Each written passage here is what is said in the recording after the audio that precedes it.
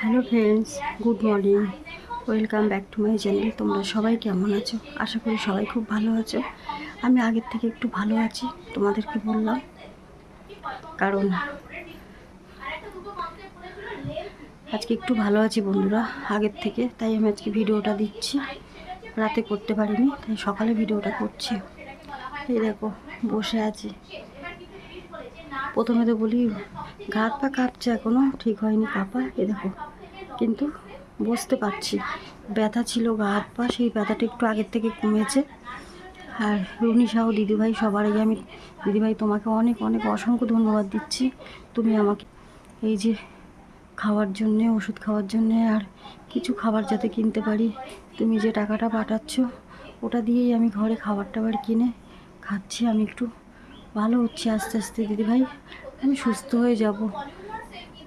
তোমরা আছো তো, আমি তোমরা ছাড়া তো আমার পাশে কেউ নেই, তো একমাত্র তোমরাই আছো। আর বন্ধুরা, তোমরা যে আমার ফ্যামিলিতে আছো সবাই, তোমাদেরকে সবাইকে অসংখ্য অসংখ্য ধন্যবাদ। আমার মা সন্তোষী মা তোমাদের সবাইকে ভালো রাখুক। তোমাদের জন্যেই আজকে আমি সুস্থ হতে পেরেছি। একটু যে সুস্থ হয়েছি সেটা তোমাদের জন্যে। আর শঙ্করী দিদিভাই, দিদিভাই তুমি আমাকে জিজ্ঞাসা করেছো লক্ষ্মী ভাণ্ডারের টাকার কথা, আমি কিচ্ছু মনে করিনি দিদিভাই। আমি একদম মন থেকে বলছি, আমি কিচ্ছু মনে করিনি। তুমি জিজ্ঞাসা করেছো, তুমি আমার ভালোর জন্যই বলেছো, খারাপের জন্য তো তুমি বলোনি, ভালোর জন্যই বলেছো। তো আমি খারাপ কেন ভাববো? তুমি কিছু মনে করো না, আমি খারাপ ভাবিনি। আমি তোমাকে জিজ্ঞাসা বলেছি আর কি, যে হ্যাঁ লক্ষ্মী ভাণ্ডারের টাকাটা পাই, ওটা দিয়ে আমি ফোনে রিচার্জ করতে হয়, ভিডিও দিই, তারপরে ঘরে একটা দুটো কিছু, তারপরে বাকি যে টাকাটা থাকে 1000 টাকা, তো 300 টাকা তো লেগে যায় মেয়ের খাতা, তারপরে পেন, এগুলো কিনতেই লেগে যায়। তো 1000 টাকা ওইভাবেই খরচা হয়ে যায় বন্ধুরা।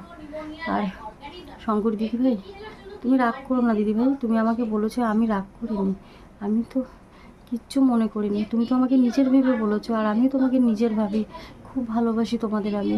আজকে তোমরা আছো দেখেই তোমরাই আমাকে ভালো ভালো কমেন্ট করো, তাই তোমাদের জন্যই মনে জোর পাই, শক্তি পাই। আমি কেন কিছু মনে করব?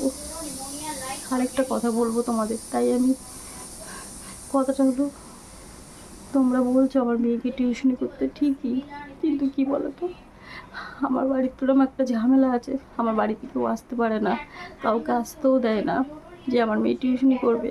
আর আমার মেয়ে যে গিয়ে পড়াবে, তো রোজ যাওয়া, এরকম যদি হুমকি দেয় তোমাকে যে তোর মেয়েকে বাড়ির থেকে বেরোলে গুন্ডা দিয়ে তারপরে রেপ করিয়ে মেরে দেবো, এরকম যদি বলে, তাহলে সেই মা কি পারে মেয়েকে বাইরে পাঠাতে?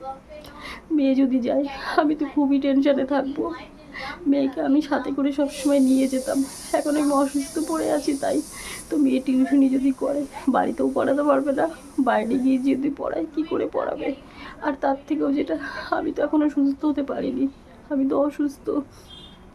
আমি অসুস্থ হয়ে বসে থাকলে আমাকে, এই যে আমি উঠতে পারি না, বসতে পারি না, আমাকে যে একটু জল এনে দেয়, মেয়ে আমাকে চান করিয়ে দেয়, মাথা মুছে দেয়, খাবার তৈরি করে দেয়, বারে বারে গরম জল করে দেয়, ওষুধ খাওয়ার, সারাদিনে আমাকে 13-14টা ওষুধ খেতে লাগে।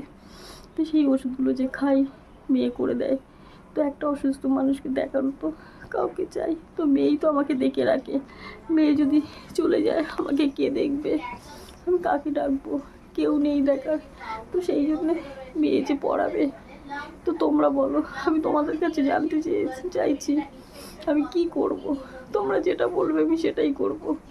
মেয়ে বাইরে গিয়ে কি করে পড়াবে? ঘরেও পড়াতে পারবে না।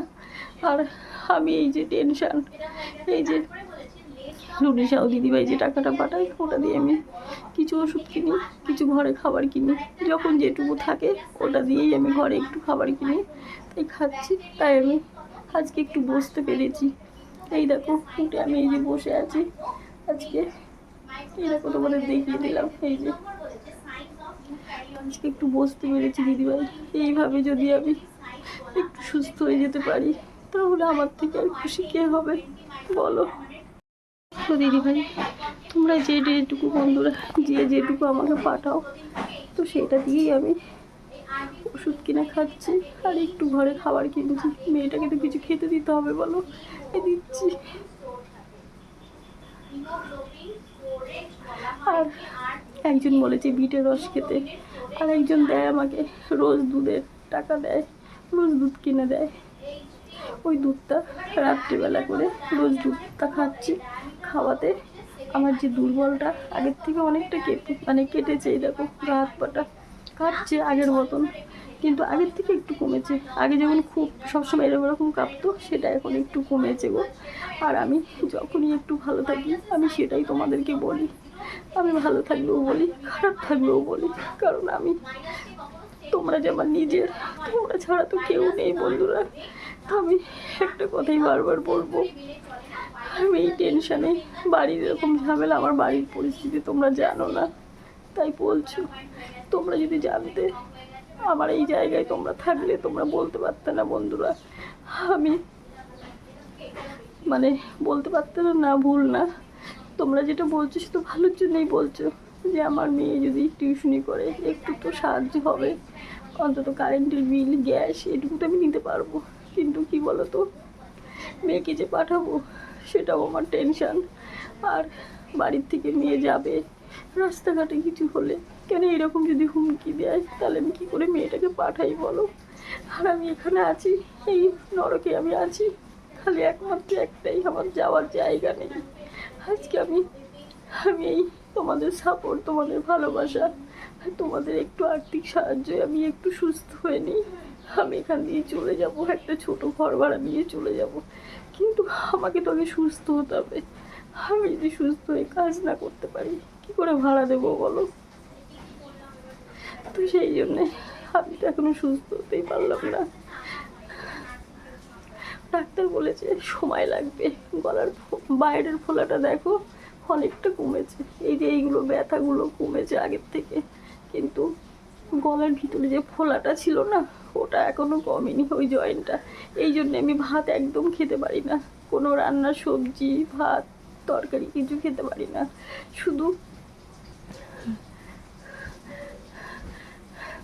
কথা বললাম না এতক্ষণ, হাঁপিয়ে গেছি।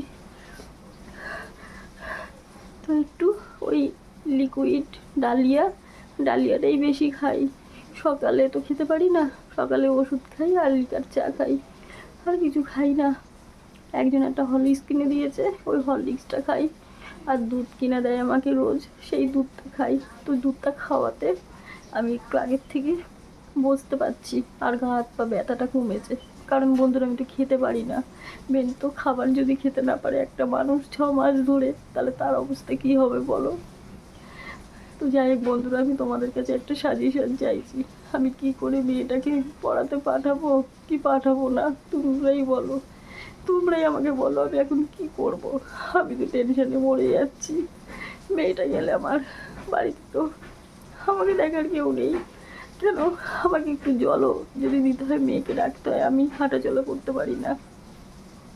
আর মেয়ে যদি চলে যায়, ওই একটা টেনশন যে কি হলো কি হবে। তো আমি জানতে চাইছি যে কি করব, আমার খুব টেনশন হচ্ছে। তোমরা আমার নিজের, তোমরা আমার একদম নিজের, আমার মা বাবার থেকেও বেশি। আমার মা বাবা নিজের কেউ নেই, তোমরাই আমার সব, তোমরাই সব কিছু। আর তোমরাই আমার নিজের মা বাবা সব। এই তোমাদের কাছেই বলি, তোমরা যেটা বলবে আমি সেটাই করব। এতদিন ধরে সেটাই করছি, আমি এখনো পর্যন্ত করব। আমি চেষ্টা করি ভিডিও দেওয়ার, যখন খুব শরীর খারাপ থাকে, খুব শরীরে একটু জোর পাই না, তখন আমি ভিডিও দিতে পারি না। চেষ্টা করব দেওয়ার, একটু যদি আমি বসতে পারি, ভালো হই, তাহলে আমি দিতে পারবো। তো যাই হোক বন্ধুরা, ভিডিওটা এখানে শেষ করছি। বড় হয়ে গেলে ভিডিও দিতে অসুবিধা হয়, নেট বেশি নেই তো, কম নেট। তো তোমরা ভালো থেকো, সুস্থ থেকো, সাবধানে থেকো। আর একটা নিজের ঘরের মেয়ে বোন হিসাবে একটু আমাকে জানিও। তোমাদের জানানোটা আমার, তোমাদের সাজেশন আমার খুব দরকার এক্ষুনি এই পরিস্থিতির মধ্যে। আমি যে পড়ে আছি কি পরিস্থিতির মধ্যে সেটা তোমরা জানো না। আমার অনেক আগে ভিডিও আছে, যদি দেখো তাহলে বুঝতে পারবে যে আমার বাড়িতে কি কি হয়েছে, আর এখনো হতে পারে। এই কারণেই বলছি, তোমরা একটু আমাকে সাজেশন দাও, একটু বলো আমাকে আমি কি করবো এখন, কি করে মেয়েটাকে পাঠাবো। বন্ধুরা, আমি তোমাদের কমেন্টের উত্তরের আশায় বসে থাকবো। তোমরা আমাকে জানাবে আমি কি করতে পারি, এখন সেটাই করব। কেন তোমরা ছাড়া আমি কার কাছে বলবো, কাদের কাছে বলবো? কে আমাকে মানে এই সময় অসময় কি আর ভালো সময় কি, কোনো সময় আমার পাশে কেউ নেই, আমার নিজের বলতে কেউ নেই। তো তোমরা বলবে, তোমাদের কমেন্টের উত্তরের আশায় বসে থাকবো বন্ধুরা। তোমরা বলবে, আমি সেটাই করব। তোমাদের এই একটা কমেন্টে আমার অনেকটা মোটিভেট করে, অনেকটা আমার শক্তি দেয়, সাপোর্ট করে। তোমাদের ভালোবাসায় আজকে আমি এই যে একটু ভালো হতে পেরেছি, বাকিটাও হব, ঠিকই হয়ে যাব। তোমরা তো আছো আমার পাশে। তো আজকে হাঁপিয়ে যাচ্ছি, কথা বলতে পারি না ঠিক করে, কারণ কষ্ট, একটু কথা বললেই কষ্ট হয়।